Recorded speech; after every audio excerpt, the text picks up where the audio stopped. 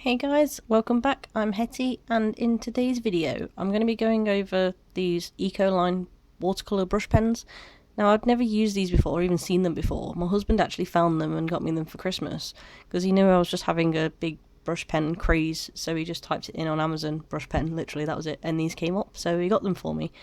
And they are actually very interesting to use. The brush tip is a lot like the Letraset Trio markers, excuse me, but it is a little bit softer, so you do get more of a range of stroke, if you get what I mean. And even the barrels on them are so, they're really nicely designed. They're literally just round plastic. They feel kind of like kids markers, but the pigments, like the pictures on them, it's like a watercolor effect, is really nice. But when I was testing these out to start with, because I wanted to see how the colours actually came, they do match the barrels, which was nice. They match pretty well to that. But some of them have a heavier ink flow than others, like the yellow ochre, the red, and the purple, and especially that dark blue. It's really heavy, but then others, like the green and the yellow, weren't as heavy. So that was kind of interesting to see. I wanted to try using different watercolour techniques with these, like just basic ones. So I tried doing a wet on dry, uh, and that worked quite well. Some of it came out kind of blotchy, but in a nice blotchy way, not a ugly one.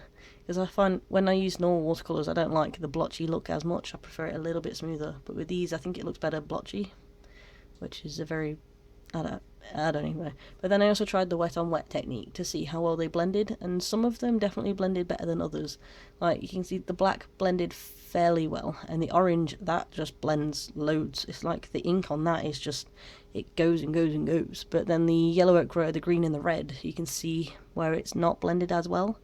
But when you blend the two colours together, they blend really nicely, so that was quite a good contrast.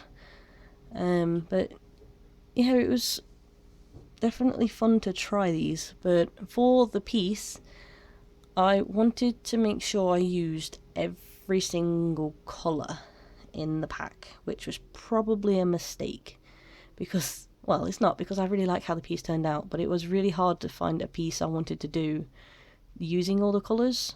But I let myself use my markers because I'm doing this on mixed media paper, Daler Rowney mixed media, and I regret using my markers on that because it killed two of my skin colour markers. Well, one's nearly dead, one is just, I've had to throw it away, it's completely gone because I don't have refillable markers, sadly. But when I was painting, putting the water on with the pens, they didn't react the same on this paper than they did the watercolour paper, because the test one was just cold press watercolour paper and they worked really nicely, but then on this they didn't want to blend as well, some of them, so you can see I'm having to keep going over it with the pen to try and blend it a bit more. But then I just kind of left it, and I really like how it turned out. It gave a really nice texture to the clothing and the piece, but it did make it a little more difficult to use. So I wouldn't recommend using these on mixed media paper unless that's the look you want to go for, then go for it. But the colours in these are really nice. They're so vibrant, which is surprising for watercolour stuff because I found a lot of it, and when you mix it with water, it's still quite vibrant. You have to use a lot of water to get it pale, which is really nice. So that was a good difference compared to watercolours, and even compared to inks. I know some inks do that as well, but it was nice having it in a brush pen. It was easier to control. And I did find when I was doing the blue, that was probably the worst. The dark blue especially didn't want to blend, but you can do a splatter technique because I actually scraped the cap of the pen on the nib and it splattered over the work, but I wasn't too bothered because I wasn't aiming for a super neat piece of work because I really liked how the messy painting style was going. So yeah, that's one technique you can do with them, and the other one is you can use a wet paintbrush and get more control with the colour and gradient, because I didn't want really harsh black lines. I just wanted it a little like as shading and stuff. So I thought I'd try it with a little paintbrush, just you getting a wet paintbrush on the nib of the brush and picking up the colour, and that worked really well. So these are actually quite versatile for different things to do. They'd be great for like taking with a travel watercolour book Instead of having to take loads of watercolours like the palettes and your water brush pens or a pot of water or whatever, you can literally just take these in a pencil case with your brush pen, your water brush pen, and your sketchbook, and that's it. It's so much easier to carry around, and you don't have to worry about the paint leaking out of the palette either. So these are definitely something I think I'm going to put in any of my travel cases if I go anywhere.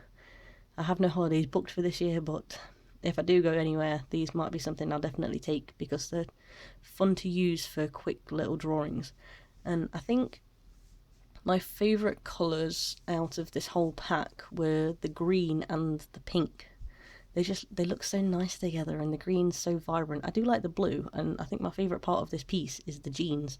I love how the texture and everything turned out on that. It's really pleasing to my artist eye and the watercolourist inside me. But yeah, I'm using my Koritake brush pen again to do this one, and yeah, sorry for the re-upload because this is actually the second time I've uploaded this. The first time, I don't know what was wrong with the audio, but it had just gone super quiet and there was a squeaking noise or something on it, so I re-recorded this voiceover for you and re-uploaded, and I hope it sounds a lot better.